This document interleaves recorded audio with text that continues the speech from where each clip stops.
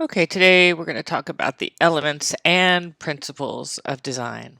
So, as we discussed before, the elements are the parts or the ingredients, and the principles or the rules or what you do with the elements. As a reminder, our elements are color, value, texture, shape, form, space, and line.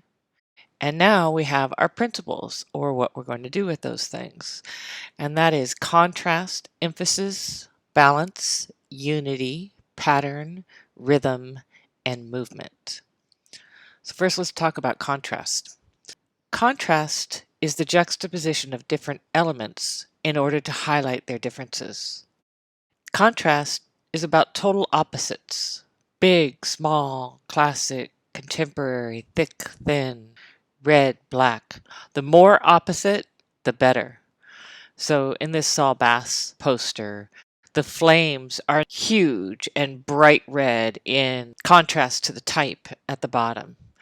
If it had just been equal to the type and just set just above it in the same ratio, it wouldn't have had nearly the impact. Contrast in typography can be very effective. Within the type, you have contrast on these two layouts. So the letters are extremely condensed or extremely thick, large, and then that's in contrast to the really small text next to it, creating a very dynamic and impactful layout. Apple did a fantastic job of creating contrast between these elements. So the background is significantly different from the color of the product or the elements. And so it grabs your attention.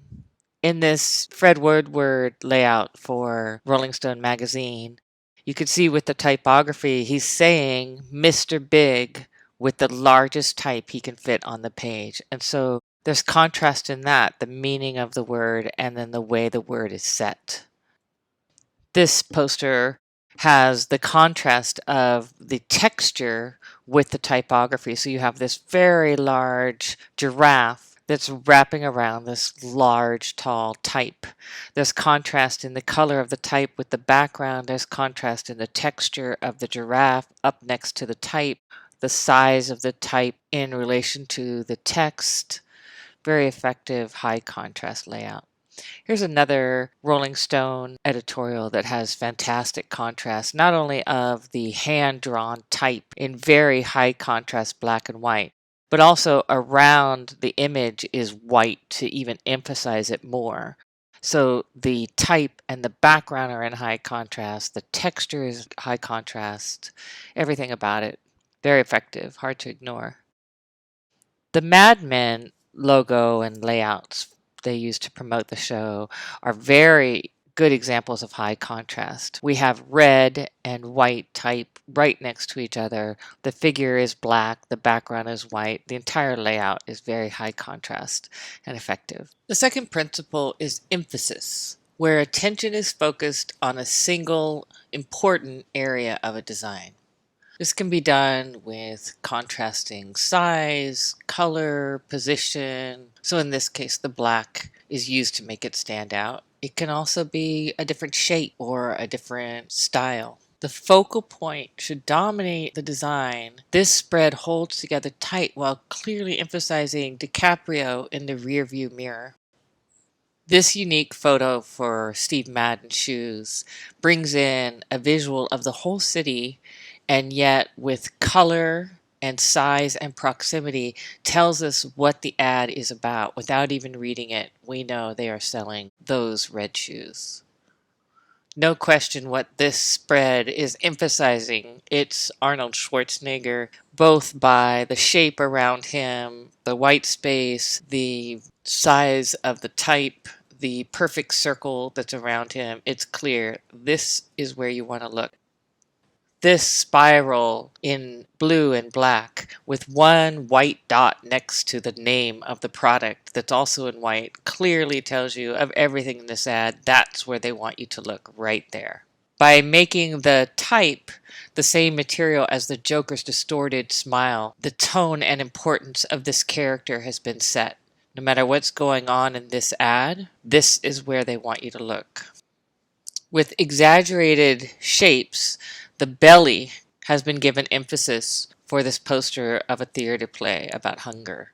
The under shape and the over shape are both telling you exactly what's going on. Despite all the tight photos and elements in this website, it's clear what they want you to read first. They've emphasized build something by putting it in large type and making it white and taking the photo back in contrast and darkening it so it emphasizes that type even more. Dramatically contrasting colors can also emphasize specific elements on a more gentle scale. This red type is emphasized with color without sacrificing the gracefulness of the whole layout. And even though Discover is larger type, it's behind her, it's low contrast, it's shadowy. So this red clean type is saying this is where we want you to look. This book cover, although unified, is also emphasizing the title by surrounding it in white space. So it still feels like the rest of the layout, but this is the title. This is where the emphasis is. I want to talk to you about the third principle, which is balance. When we're talking about balance, I'm referring to the alignment, the distribution, and placement of objects on a page, which is not necessarily the same as symmetry. These two shapes are perfectly symmetrical and balanced. These shapes, though, are not symmetrical, and yet they're still balanced because color, size, placement, white space all carry weight. These objects are not even, but the layout is balanced because of the placement of white space all around this black shape. So even though it's smaller, it carries a heftier weight. Symmetrical layouts are when everything on the left and the right are exactly the same, like this Vanderbilt poster. Or Airbnb logo, perfectly symmetrical, which is really easy to look at. It's pleasing on the eye. This poster is not symmetrical, but it is perfectly balanced. So technically, the left and the right and the top and the bottom don't match. They're not exact, but the white and the black and the strokes and the shape are all perfectly balanced. This is symmetrical and balanced. This asymmetrical layout gives it energy. You can feel it coming off the page. The colors seem to almost move. And here too, even though there's a lot more yellow, the shape of yellow is larger, the smaller shape, the bottom, has more detail. So that detail with the type and the bits of the face and the man balance out that large, completely empty yellow space. And the same thing happens here. The details are in this top part, but all of that red is basically white space. Remember, white space, not always white. And the fifth principle of design is unity, or harmony, as it's sometimes called. And that's when several items become one visual unit. So there are a lot of methods for harmony. You can bring items together by color, similar shapes, repeating the same object, or the space between them.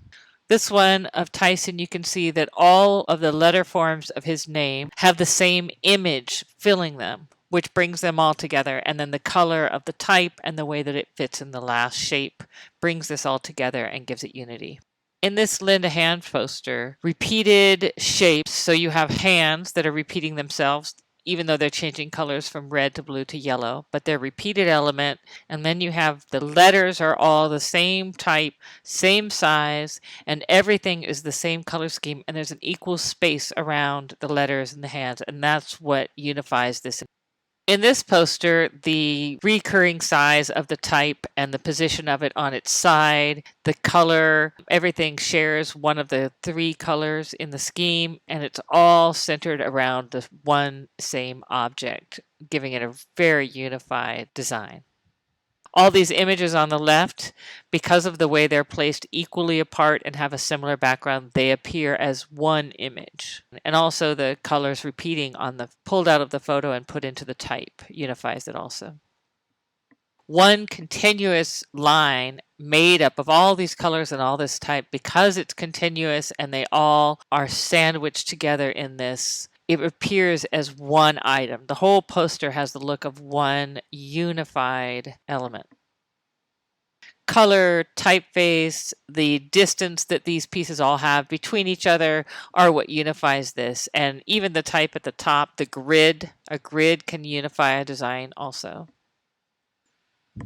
Pattern is the fifth principle of design. And a pattern is defined as an arrangement of alternated or repeating elements. So they can be exactly the same or there can be some variety. It's still a pattern. You can see here we have diamonds, circles, but they're repeated, which creates a pattern above and below the text. Patterns used on the back of letterhead or business cards can be very effective to add visual interest and excitement to the logo. This alt-type treatment in the center is amplified by the pattern of repeating elements in the background. You have the circles and the diamonds, they're all hand-drawn, but they all come together as one background, as does this for packaging.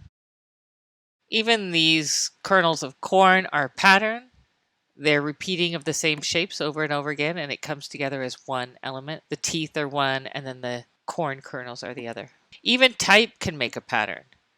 In the background of this in purple is the word Century Gothic. And because it's repeating the same thing over and over again, it's a pattern.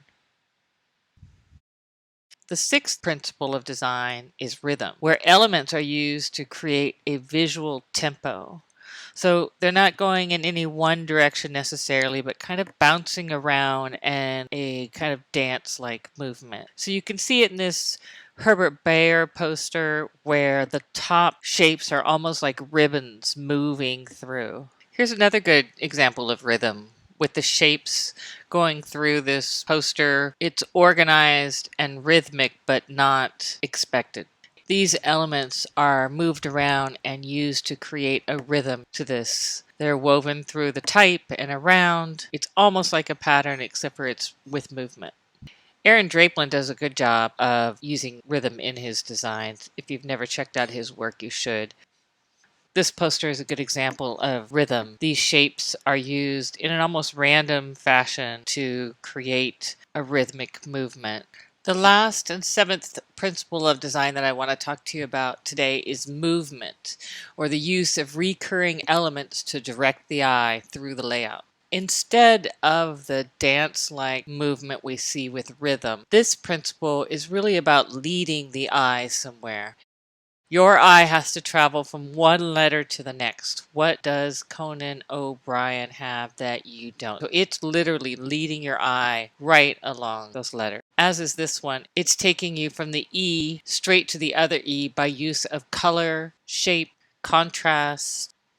These letters are moving to illustrate the title of the book, The Bed Moved, except for the letters are arranged to move your eye through the title.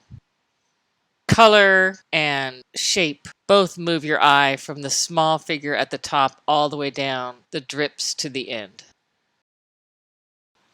And there you have it. Those are the 7 principles of design that describe the ways a designer can use the elements of art in layouts.